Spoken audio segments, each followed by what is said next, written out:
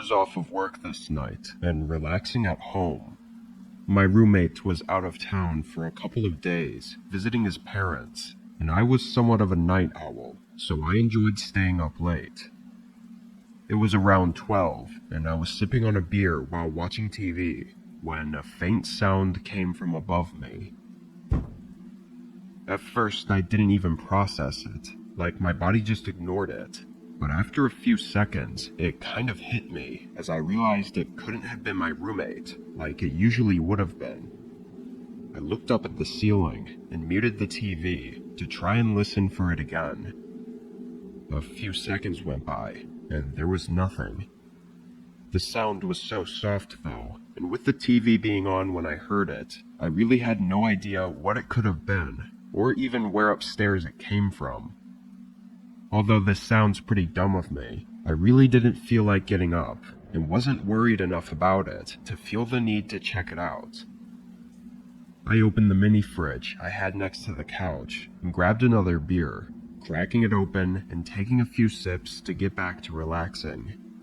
But before I could even unmute the TV, I heard that same thump sound above me. I looked back up at the ceiling, and after a moment, I could hear subtle footsteps slowly walking in the room right above me. My whole body felt like it went numb. I got up from the couch and went over to the stairs. I stood at the bottom and could hear a thumping sound resonating through the hallway. I called out my roommate's name. I knew it couldn't be him, but I was just hoping that somehow it was. After there was no reply, I started scaling the stairs and flicked on the lights to the upstairs hallway. It was empty, but the door on the far end was open. It was to my roommate's room, but I was 100% certain that I'd closed it the day he left, and I never went in there since, so there should be no reason it was open right now. My heart was pounding as I walked through the hallway and looked inside the room. It looked the same as it did when he left. Everything was clean and nothing was out of place. I then went around and checked every room upstairs and still found nothing. I didn't sleep that night and spent the next couple days on edge as I waited for my roommate to get home. I never heard those sounds after that night, or had any doors randomly open like that. At this point, I don't know what the hell happened. Maybe someone found a way in and out without me knowing, or maybe it was something else. To this day, I still don't know.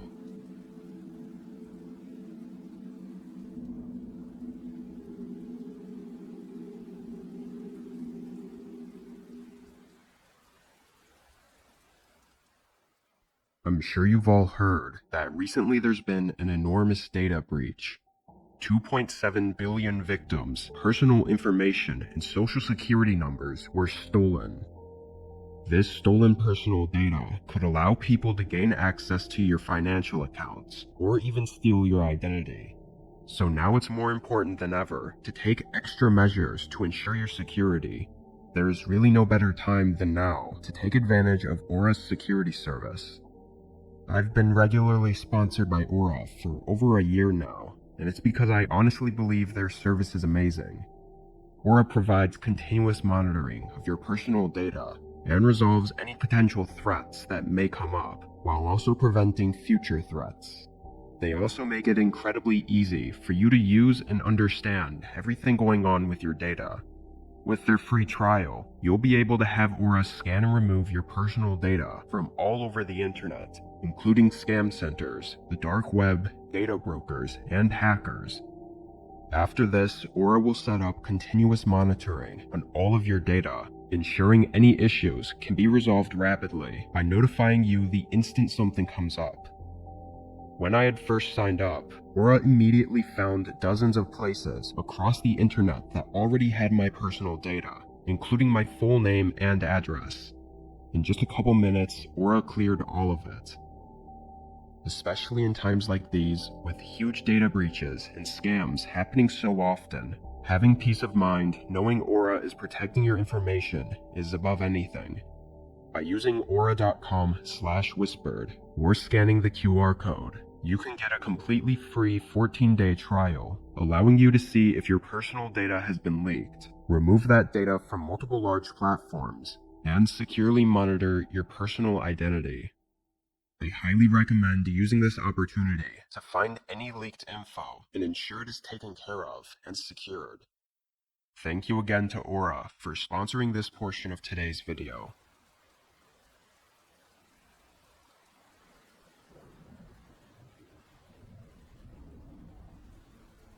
I was camping in Utah for a small weekend getaway. It really was nothing special. I'd hiked up to a small lake and was only going to stay overnight. When I got there, it was more crowded than I was hoping for. I mean, there were 2 groups near the beach, so it wasn't flooding with people or anything, but it definitely wasn't quiet either. Around 5 though, both groups started packing up, and within the hour they left the area. With only an hour left of sunlight, and having the beach to myself, I quickly changed into my swimsuit and jumped into the lake. I was only in there for like 10 minutes, not too long at all, when I looked back at the campsite. The woods were calm and the sun was setting over the trees, but past the beach and a little ways into the forest, a person was watching me. They were too far for me to see much, but it was definitely a man, and they were definitely looking at me. As soon as I caught them looking, they turned their head and walked further into the trees. It was too creepy for me not to get a little shaken up. Was it just a guy from one of the groups that maybe forgot something? Or maybe a hiker that I happened to catch looking over at an awkward time? The way they were just stopped and standing there, looking directly at me, was still super unnerving. I walked back up the beach and over to my tent. I dried off and kept my head on a swivel, scanning the forest for that man. I cooked up a small meal and continued to look around for him. A whole hour passed, and there were no sightings, so I figured I was good. I stayed up fairly late, at least a couple hours after sunset, mostly looking up at the stars and resting. It sounds boring to just sit there, but it's actually really nice. After a while, I got in my tent and laid on my sleeping mattress.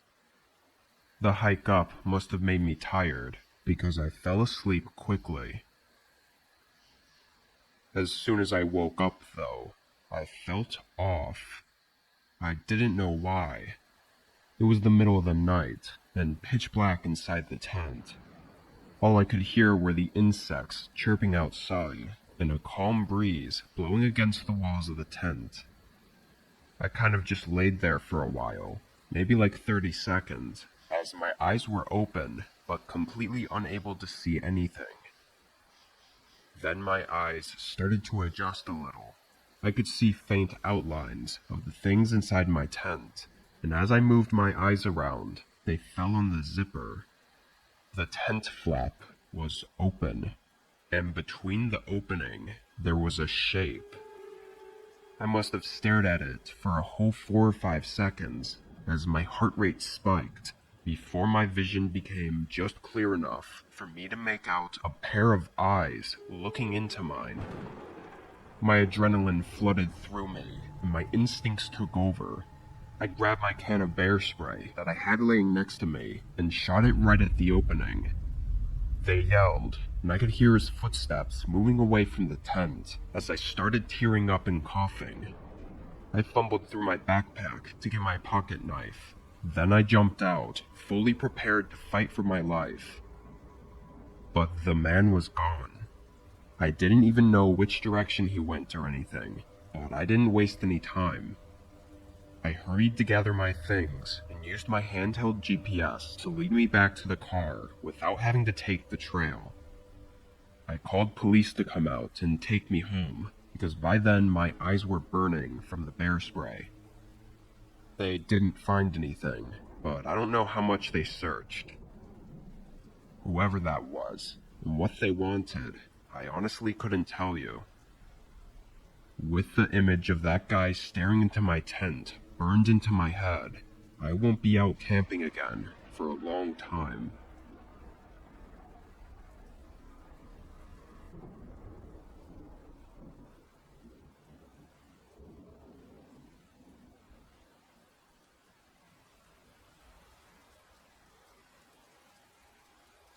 I work at a gas station. I'd been there for several years, and this night was one that I assumed would be like all the rest. I came in at 8 and took over for the day worker, who went home right away.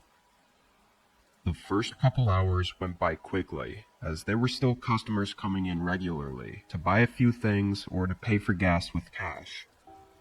Between 11 and 12, it slowed down to where it began feeling like the shift was dragging on.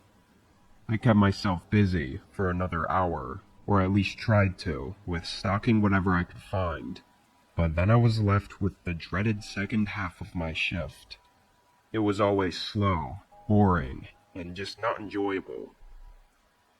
Around 1, though, a car pulled in and parked in the spaces by the entrance door. A few other cars had come through recently, but just to get gas real quick. Very rarely would someone actually park in the spots and come into the store this late into the night. I stood up straight and tried to rub the tired look off my face, expecting them to come in. A couple minutes went by though, and they didn't. I leaned over the counter and looked out the glass door, but couldn't really see anything. The reflections on the door were blocking any way for me to see inside their car. Maybe they were just taking a break from a long drive. I didn't bother caring too much about it. I sat back and pulled up my phone.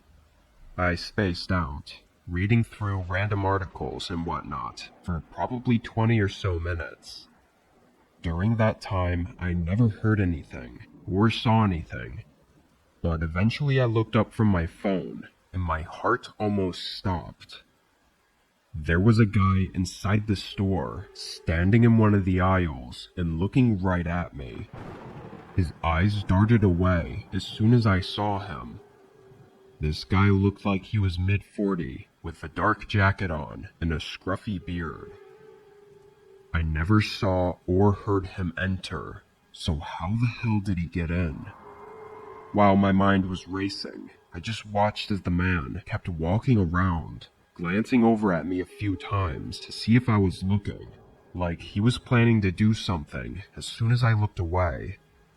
Then, after just 30 seconds, he suddenly hurried toward the front door and ran outside. I got up and ran to look out. This was when I noticed the car was still there, but the guy walked right past it and just out to the road until I could no longer see him. I immediately went to the cameras to see how he got in and figure out what was going on. It only took me a minute to find the footage of him slowly and quietly getting out of the car, then going to the back of the gas station.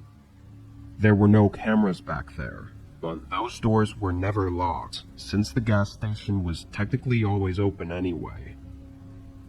What's really odd is that there were 15 minutes between the time he went around to the back to the time he walked out onto the sales floor. Police came to help me investigate, ultimately finding the car he left to have been a stolen vehicle from months ago. They didn't know anything about the guy or his motives.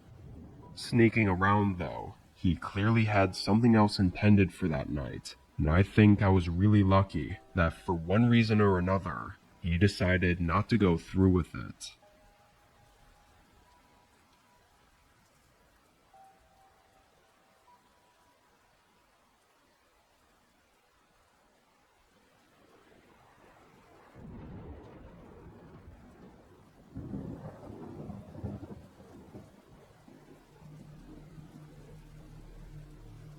This was a long time ago, when I was 13. It was summer, I spent pretty much all day playing on my PS3 or watching whatever was on TV. Sometimes I'd go outside or hang with some friends, but it was raining this day, so I was hunkered down inside. My dad always worked until 10, and my mom was a nurse, so her schedule was all over the place. Most of this day, I was playing on the PS3, but around 7-ish, I went to the kitchen to make food. While I was in there, a knock came at the front door. I didn't really want to answer, and as a kid, I was always nervous when someone was at the door. So I waited a minute and tried to just be quiet until they left. After they knocked several more times though, I snuck over to the door and looked out the peephole to see if maybe it was a neighbor or someone else I knew. I was really confused though, and kind of alarmed to see a police officer. He was standing on our porch, looking around and waiting for me to answer, and now I felt like I had to. I opened the door. It was still cold and rainy outside, and the officer was drenched. Being a kid, my eyes were immediately drawn toward the gun on his hip, and overall, I just felt scared, or like I was in trouble. He asked my name, then reassured me that everything was okay, and I didn't have anything to worry about. He then smiled, as if trying to keep me calm, but his teeth were noticeably rotting and yellow, which then got me to notice how overall unkempt he looked. Like, usually cops were well put together, so this was really off-putting. He definitely noticed my hesitation though, because he tried to speed up the conversation, saying he needed to search the home. I was terrified and confused, but I knew something was wrong, and that's when I noticed that there was no police car by my house. Especially with it raining, all these red flags piled up, and just as he was starting to step forward, I slammed the door and locked it. He didn't even try to say anything else. He immediately slammed something against the door, hard enough to shake the entire door and push me back a little. Thinking the door would give out, I ran to the home phone and dialed 911.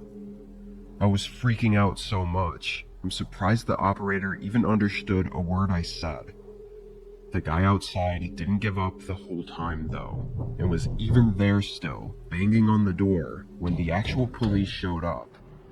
I heard him trying to convince them he was a real cop, but obviously that didn't go well. He was taken in, and initially my parents didn't tell me much about the charges, probably for my own safety. But a few years later, they told me that during the interrogation, the man admitted to attempting to kidnap me. Had I been any more trusting, I don't know where I'd be right now.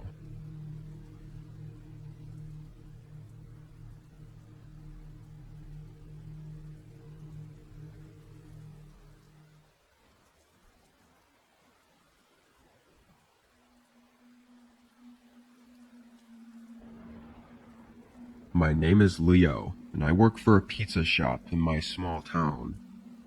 I don't do deliveries or anything, but I do mostly everything there is to do inside the shop. I make pizzas, organize the stations, clean, and get all the closing tasks done every night before I leave. My interactions with customers is usually pretty minimal, since we have a few high school kids to take orders and everything. But they're only scheduled until 11 on weekdays. The shop closes at 12:30, so any orders or customers that come in after that, I have to take care of. This was a regular Monday shift. Everything went smoothly for the most part, and at 11 my coworker left, so it was just me to close up. It's usually really slow, so I started the cleanup process. About a half hour before closing, a call came in. Praying it wasn't for a last-minute order, I picked up the phone. I said my generic "thanks for calling, how can I help you" line, and right after I finished, there was a quiet pause. Then they hung up. I put the phone down and said a few choice words, thinking it was a prank call from a couple immature kids. I went back to the kitchen where I was cleaning, but not even 30 seconds later, I heard the bell ring by the door. The timing was annoying, but I put everything back down and walked back to the front. A guy was now standing at the counter. He had a heavy coat on and a black beanie over his shaggy hair. His eyes were what really put me off though. He had dark circles and bags, like he hadn't slept in days, yet his eyes were wide open. How can I help you? I said, standing a couple feet from the counter. I'd like to place an order right now. The way he said it was odd, and it very obviously told me that something was wrong with him. I said okay and asked what he wanted, but it almost seemed like he wasn't expecting me to say that. His eyes just continued to hold this disturbing stare at me as he struggled to respond. I looked away out of uncomfort, but my eyes fell on his hand that was partially out of his jacket pocket. He was holding a knife, like a typical kitchen knife. I think he was trying to hide it, but I could see the handle in his hand, and part of the blade was sticking out of his pocket. I felt my stomach drop, and blood rush from my face, almost like I was gonna faint.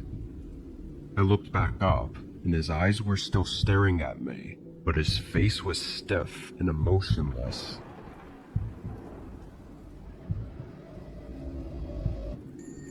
The sound of the door opening made both of us jump, and both of us looked over. It was some other random customer walking into the shop, and they immediately seemed to realize something was wrong.